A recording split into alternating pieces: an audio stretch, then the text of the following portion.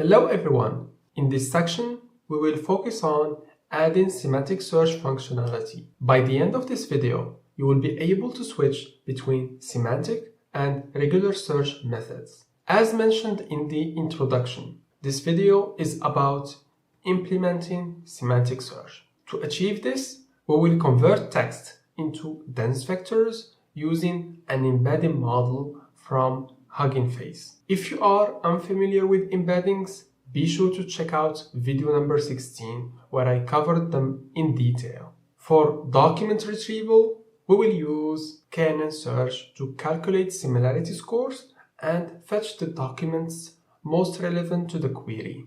Now let's go to VS Code to see how to implement this. We will begin by defining a new index in config.py.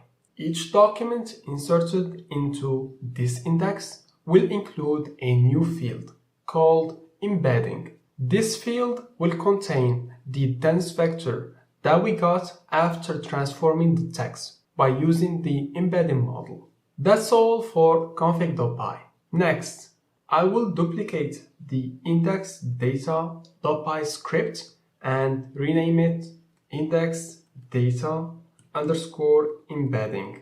This separation keeps the scripts clean and easier to maintain. Let's start changing this file that we duplicated. Start by importing the new index constant. Here we no longer need the engram and default indices, but instead we will import the embedding index. We will also need the sentence transformers library and PyTorch to handle the embedding model. So let's import those. Now go down. Before calling the index data method, initialize the embedding model. We will be using all mini-lm. This is a small model that will run quickly if you have a GPU, or even if you don't have a GPU, you will still be able to index documents very fast with just your CPU. So after instantiating the model, we set it to the appropriate device, and this will automatically detect if you have a GPU or not. Now replace use ngram tokenizer with the model, because we will not be using ngram tokenizer with this approach. Update the function definition of index data to accept the model. Here we need to remove use ngram tokenizer and replace it with the model. Now we can see that we have some errors because we no longer have this parameter, so let's just delete this and this. And here let me just use the embedding index. Now let's go to the create index method. Here we need to change a lot of things. So let's just remove this return statement. Here we are not going to use the tokenizer, so let's remove that. Index name will be the embedding index. And here we will delete the index if it exists, but if it doesn't, we will create the index. But this time we need to do the mapping manually, because if you are working with dense vectors, the mapping should be done manually because ElasticSearch cannot infer that data type. So this is what we are going to return. So we are creating the index. Here I'm going to use index name, and here is the mapping. You can see that I am only mapping the embedding field because the other ones can be inferred automatically by ElasticSearch. So there is no need to map them manually. As you can see, the embedding field is a dense vector. Now let's go to insert documents. Here I need to pass the model, and I need to replace use ngram with model. And here I forgot to remove use ngram from the create index method. So let's do it. Again, index name, I'll just put it directly here and remove this line. Now, when we append the document, we need to make sure that we are adding the new field, which is the embedding field. So how do we do that? It's simple. You will just put a dictionary, and here we are going to extract all the initial fields that we have in our document, and we are going to add on top of that the embedding. And this is how you get the embedding. You use the encode method, and here we are going to convert the explanation from text to a dense vector. Why? Because the explanation contains the description for each entry, so this is what we are going to convert. And we are done with insert documents. Now save the file, open the terminal, and make sure that the Elasticsearch container is up and running. Also, make sure to navigate to the Getting Started folder, go inside backend, and here let's just run the new script that we created, index data embedding. So it takes a little bit of time to download the model, and that, as you can see, so in my case it is very fast because I am using a GPU, but even if you don't have a GPU, this process will not take a lot of time because the model is very small. Okay, so it is done, and here it says indexed 3,333 documents into this index, which means that we are good to go. Now the last thing that we need to do before testing this is to go to main.py. Here we need to add a new route. But before I do that, I will import again the same things. Here I need to import the embedding constant.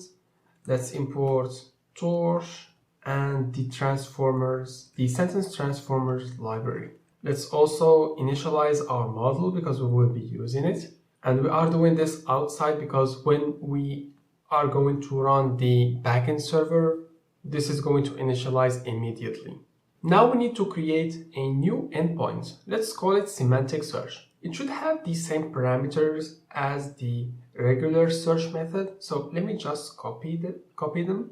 Let's collapse the method, and below I will add the new semantic search endpoint. So let's name it semantic search. Here I'll just put pass, but I will add stuff later. Now let's go back to the regular search, and here I want to rename this to regular search because we are going to change this in the front end. Before forgetting, please rename this to regular search. Let's copy some code from the regular search method. First, initialize the ElasticSearch client and then convert the query to a dense vector with the embedding model. The query should also change. Instead of using the multi-match query, we will use the KNN search. The field should be embedding because this is the field that contains the dense vectors. The KNN search expects the query to be embedded, and since we have less than 10,000 documents, we can retrieve them all to use pagination properly. After that, we can add the year filter. This one remains the same. We will not change it. I just copied it from the regular search method, and the rest should be the same. We just need to make sure to change index name to the new constant. And here we have the query. It was modified, so now we are using KNN search instead of multi-match. Skip and limit are going to stay because we are going to use pagination even though we are using KNN search. And after that, we will get the total hits and max pages. Finally, we will return the documents with max pages to use for pagination. So that's all. Now we can test this. Save main.py, open the Thunder client extension. Here, go to collections and create a new one for semantic search. So this is similar to the regular search. You just need to change this from search or from regular search to semantic search. Now, if I send this, it will not work because I didn't start the server. So let's do it. Fast API dev main.py. So here it takes some time before starting the server because we are loading the embedding model, but now it is up and running. Let's send the query. Okay, so application startup complete. Now we can send the query. It is processing, and as you can see, we got some results. You can see that if I close this, I have a lot of pages. If I increase the size of each page, that number should decrease. And yeah, it went from 167 to 67.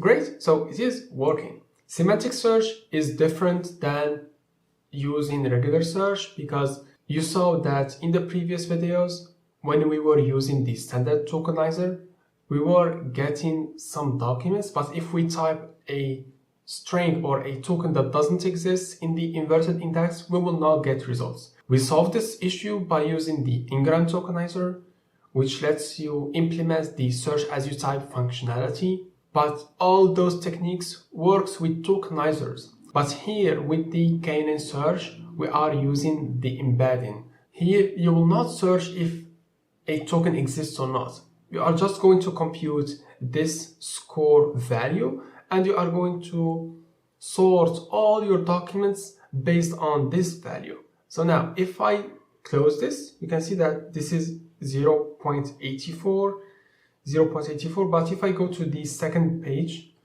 you will see that this number will decrease. It's still 84, but let's go to the 10th page. Okay, so now it drops to 83. You can see that the documents are sorted by this value, which means that even if you type anything, you will still get documents, because here we are comparing vectors. So here we saw that for the standard tokenizer, if I type this doesn't exist in the documents.